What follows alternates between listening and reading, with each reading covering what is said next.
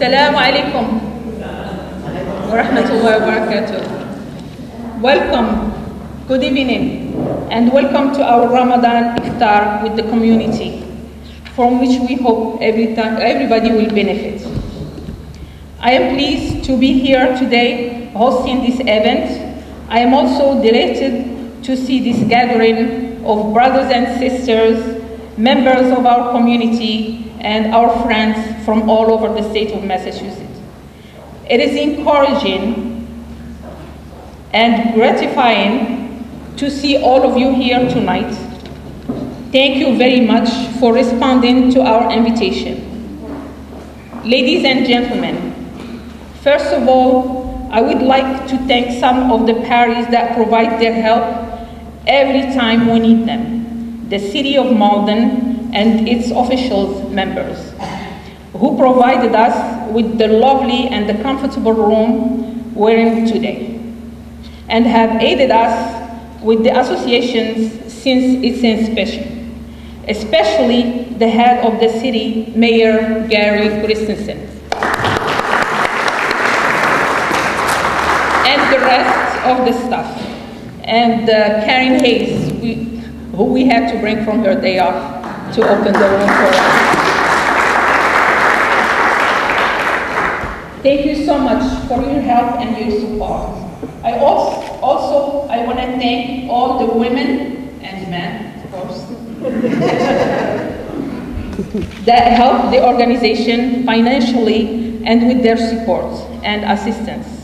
I want to thank everyone who came here today. I know you have family and work obligations, but thank you for supporting us. I want also to thank members of the organizations who did a lot of work despite the challenges and obstacles they face as far as money and logistics. Despite this, they are doing a good job defeating all of these challenges, thanks to the members of AAAW. We want to thank MATV. Sal, thank you so much for all what you do for us.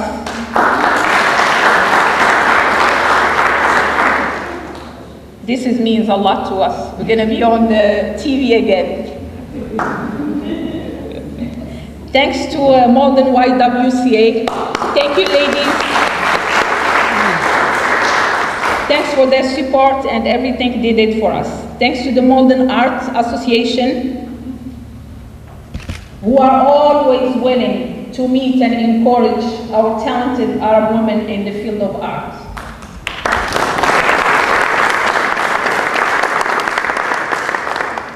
We choose this blessed month of Ramadan to bring the community together because it is a month of coexistence, fraternity, tolerance, and thinking of each other. We choose this month to share our celebration with the community. We have prepared Ramadan IFTAR so we can explore some of our ritual that belong to this good month and our cultural day in Ramadan. Ladies and gentlemen, I would like to begin this event with this video from President of the United States, Mr. Barack Obama, in which the President is presenting his congratulations on behalf of the American people to the Muslim nation on the occasion of Ramadan.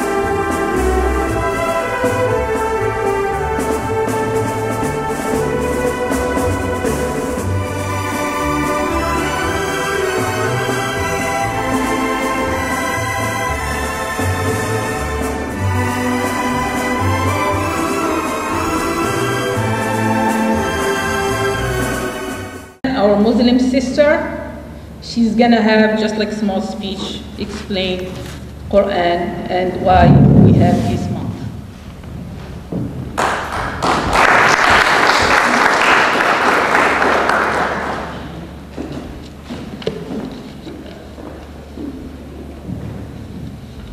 Assalamu alaikum wa rahmatullahi wa barakatuh. May the peace and blessings and mercy of the Creator, the one and only Allah, be bestowed upon you this evening and always. All praise and thanks are to Allah and to Allah alone. I accepted this invitation today for two reasons. The first reason is to welcome my fellow Americans, as an American, to share the iftar meal with us. The iftar meal has a lot of stress and attention. How do we fast? How can we go all day long without eating, drinking? It's actually really very, very easy when you're a Muslim because you're on another plane and you're doing it in obedience to Allah, who has actually ordered it. It is one of the pillars of faith. It is obligatory on all adult Muslims to fast the entire month. The second reason was to give you some insight on certain verses of the Quran that apply to Ramadan specifically and others which are connected to the asset of Ramadan, which for me is the best asset that I gain, and it's called Huda. Huda in Arabic means guidance. And although I've been a Muslim for 25 years now, I find myself needing more guidance every day because the times we live in are very, very difficult and more confusing the older you get. I'm 65, and it's supposed to be the age of wisdom. Your elders, you go to your elders to find advice. And yet, the way the world is today, it's changing so rapidly. I find that I'm seeking guidance more often than not in that what I assumed was correct isn't for most people. And you know, we have to live in the world. And so it's not always what we believe is correct that's going to work. So how can we know what works? Go to this book, because this is all correct. This is the Quran, the words of Allah, which are the truth. I feel safe with the Quran. I feel the guidance is there, and it's unfailing guidance. And if you allow me just 10 minutes, and it probably won't even be that much now, to share with you some of the guidance that I have received in the Quran. President Obama mentioned Iqra. I was pleased when he said that Arabic word. His name Barak literally means blessings. It comes from the Arabic root baraka, which means blessings. So Barak, ongoing blessings.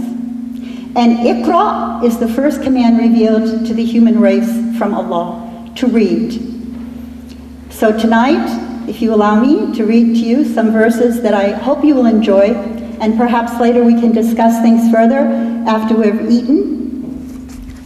And that will be in about 10 minutes. So inshallah, I'll be brief. We're going to begin with Surah Al-Baqarah. It's the second chapter of the Quran. And the entire page talks about fasting Ramadan. But I'm just going to concentrate on one verse. أعوذ بالله من الشيطان الرجيم بسم الله الرحمن الرحيم شهر رمضان الذي أنزل فيه القرآن هدى للناس وبينات من الهدى والفرقان فمن شهد منكم الشهر فليصمه ومن كان مريضا أو على سفر فعدة من أيام أخر يريد الله بكم اليسر ولا يريد بكم العسر ولتكملوا العدة ولتكبروا الله على ما هداكم ولعلكم تشكرون. The month of Ramadan was the month in which the Quran was revealed. Huda linas. as a guidance for humanity. Huda linnas. Nas means everyone. Humankind, mankind, peoplekind, however you want to translate it. Nas means people in general, good and bad. Allah says He revealed this Quran to Nas, not just to Muslims. وَبَيِّنَاتٍ مِّنَ الْهُدَى, and clarification of this guidance. What do you mean by guidance? Bayinat is here. It will clarify it for you in case you're confused. وَالْفُرْقَانِ. Furqan is a decisive delineator between truth and falsehood. It comes from the Arabic verb faraqa, which means to put something on one side and something on another side. It's a divisive word. This goes here, it belongs here. يَفْرُقُ بَيْنَهُمْ, you put this over here. It does not belong. Truth is not like falsehood. وَمَنْ شَهِدَ مِنْكُمُ الشَّهْرَ فَلْيُصُمْهُ. Anyone who witnesses this month should fast. Why? When you fast, Allah promises you in the Quran that He will يُكَمِّلْ الْعِدَّةِ وَيُكَبِّرُ اللَّهُ عَلَى مَا هَدَاكُمْ.